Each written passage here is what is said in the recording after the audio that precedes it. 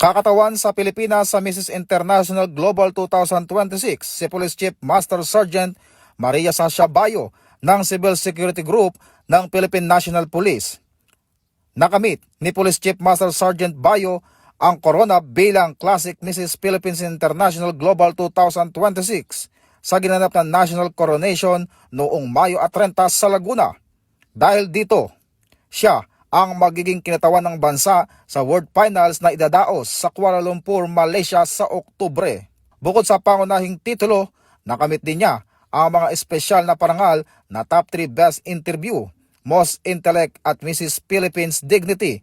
Isang chemical specialist at educator si Police Chief Master Sergeant Bayo na isinusulong ang karapatan ng kababaihan, chemical safety awareness, pangangalaga sa kalikasan at kalusugan ng pamilya. Pinuri naman ni PNP Chief Police General Jose Melencio Nartates Jr.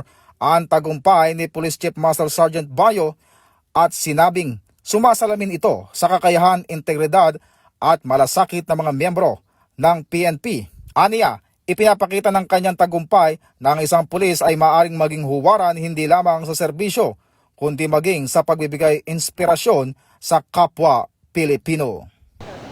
Mula po dito sa himpilan ng Pambansang Pulisya ng Pilipinas, ako po si Patrolman Adrian Dayaw, nagbabalita para sa Police News Express. Bagong PNP para sa bagong Pilipinas, serbisyong mabilis, tapat at nararamdaman.